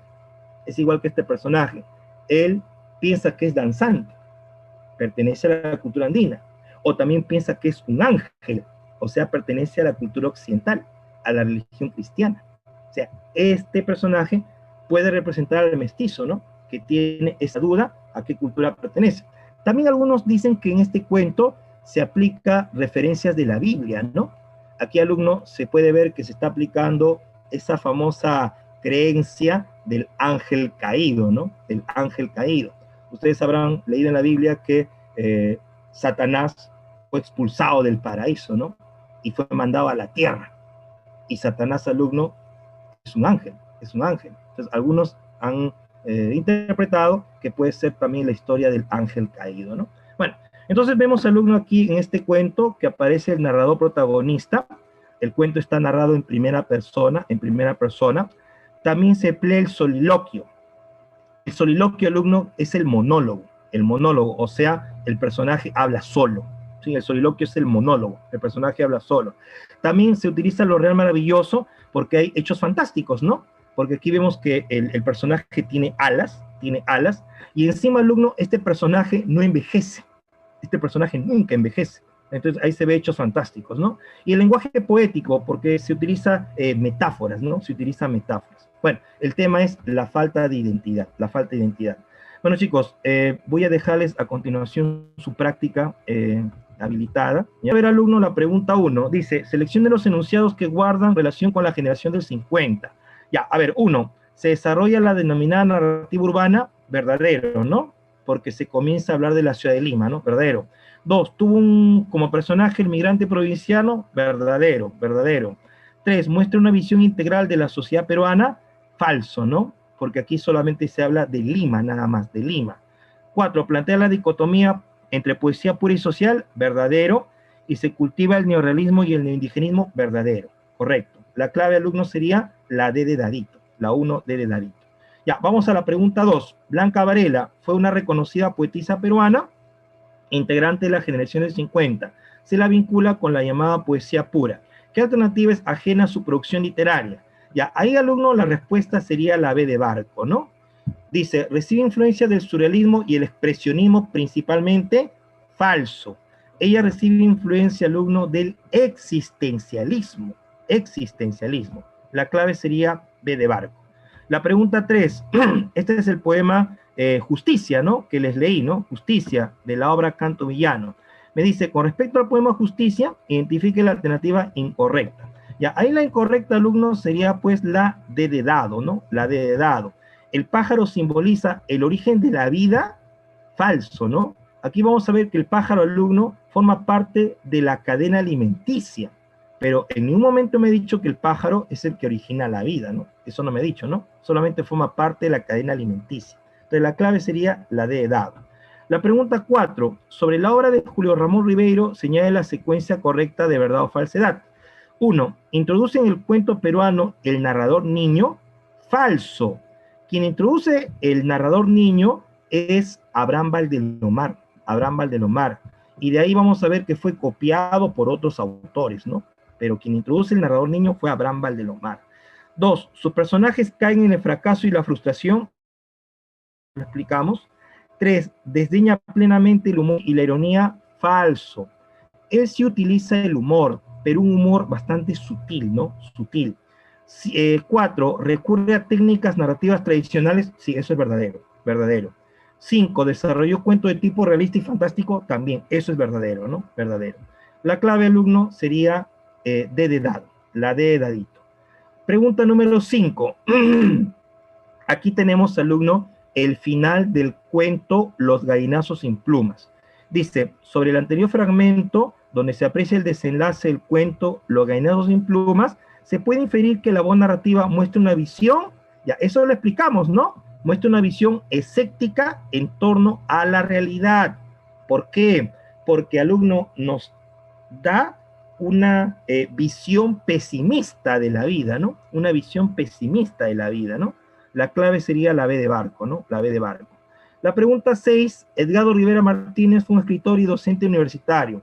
Entre sus obras más conocidas figuran El Unicornio, Ángel de Congate y Pay de Jauja. Selecciona las características relacionadas con su obra. Ya, ahí, alumno, vamos a ver que la respuesta sería la D de dado, ¿no? La D de dado. Esas características ya nosotros la hemos explicado ya. Ahí la clave sería la D de dadito. Bien, aquí la pregunta 7, tenemos el inicio del cuento Ángel de Congate. Dice, del fragmento anterior de Ángel de Congate se puede inferir que uno de los temas de la obra es, claro, ahí, alumno, con la pregunta ¿quién soy? Se deduce, ¿no? Que está hablando de la crisis de identidad, ¿no? Ahí con la pregunta, ¿no? ¿Quién soy? Se deduce que habla de la crisis de identidad. O sea, no sabe a qué cultura pertenece. Clave sería A de avión. La pregunta 8. Con respecto a la producción narrativa de Mario Vargas Llosa, elija los enunciados correctos. 1. ¿Muestra influencia de vanguardistas europeos y estadounidenses? Sí, sí, sí, sí, sí. Por ejemplo, de la vanguardia europea alumno, tiene influencia de Jane Joyce, o también influencia de Jean-Paul Sartre, ¿no? Y de Estados Unidos, tiene influencia de Ernest Hemingway y de William Faulkner. Eso es verdadero. 2. ¿Busca la perfección formal y plantea la denominada novela total? Sí. La novela total, alumno, es cuando Vargas Llosa quiere plasmar en la novela todos los aspectos de la realidad. Eso se llama novela total. Cuando se quiere plasmar en la novela todos los aspectos de la realidad. O sea, hablar de política, hablar de religión, amor, sexo. Quiere plasmar todos los aspectos de la realidad. Sería verdadero. 3. Usa documentación histórica para exaltar los sistemas dictatoriales. Falso. Él no alaba los sistemas dictatoriales. Al contrario, alumno, critica las dictaduras, ¿no? Critica las dictaduras. Un ejemplo, la obra Conversación en la Catedral. 4. Incorpora elementos autobiográficos, truculentos e intertextuales. Verdadero. Autobiográfico quiere decir, alumno, que algunas historias están basadas en su vida, ¿no? En su vida. Truculento, alumno, significa que te presenta historias asquerosas, ¿no? Historias asquerosas, ¿no? Intertextuales quiere decir que en sus novelas se repiten los mismos lugares y los mismos personajes. Eso significa intertextuales, que sus novelas se repiten los mismos lugares y los mismos personajes. Bueno, recurre principalmente al narrador omnisciente en un tiempo lineal. Falso, pues, ¿no? Porque Vargas Llosa, alumno, utiliza abundantes técnicas de vanguardia. Falso. La clave sería la C de casita. Bueno, en la 9, alumno, tenemos el inicio de la novela Conversación en la Catedral, y me dice, ¿no? Se puede inferir que la pregunta ¿en qué momento se había jodido el Perú? Se relaciona con, bueno, eso lo explicamos, ¿no? La derrota de los ideales de los jóvenes que buscan el cambio social, ¿no? O sea, Zabalita, alumno, se está preguntando en qué momento se había jodido él, ¿no? O sea, en qué momento perdió sus ideales, ¿no? La clave sería B de Vargo. La pregunta 10, alumno, habla sobre el momento donde Zabalita llega al diario La Crónica por primera vez. Ahí se encuentra con el director, el señor Vallejo, que le dice que escriba una noticia. Y le pone ahí una máquina de escribir, ¿no? La Remington, y Santiago vamos a ver que se pone nervioso, suda, y luego vamos a ver, alumno, que con el tiempo él se da cuenta que esa máquina de escribir, esa Remington, era un ataúd, ¿no? O sea, ahí está diciendo, alumno, que esa vida de periodista le parece mediocre, ¿no? Le parece mediocre, ¿no? Entonces, ahí vamos a ver que la respuesta, alumno, sería la C, ¿no? Zavala ha dejado atrás su vida universitaria y ha iniciado un trabajo mediocre para él, ¿no? Clave la C. Bueno, la pregunta 11, alumno, aquí tenemos un fragmento de Conversación en la Catedral, ¿ya? Aquí vamos a ver que se utiliza la técnica de los diálogos telescópicos. Aquí vamos a ver que aparece Ambrosio conversando en Chincha con su papá Trifulcio, y luego se inserta el diálogo de don Fermín Zavala con Cayo Bermúdez, ¿no? Aquí en Lima. Entonces, aquí aparece el diálogo telescópico, ¿no? Se superponen dos diálogos en diferentes lugares, ¿no? La clave dado. Y la última pregunta, la pregunta 12, alumno, este es el momento donde Zabalita le exige a Ambrosio que le cuente la verdad, quién había matado a la musa, y el moreno, ¿no? Al final lo separa, lo insulta y se va, ¿no? Separa, lo insulta y se va, ¿no? Entonces, con respecto al fragmento, señala la alternativa incorrecta. Bueno, la incorrecta, alumno, es que aquí no se utiliza saltos temporales, ¿no? Porque aquí la escena se está contando en un solo tiempo, ¿no? No hay saltos temporales, todo se cuenta en un solo momento, ¿no? La clave sería la C de casita, ¿ya? Muy bien, chicos, dejo la respuesta de las preguntas y les agradezco mucho por su tiempo.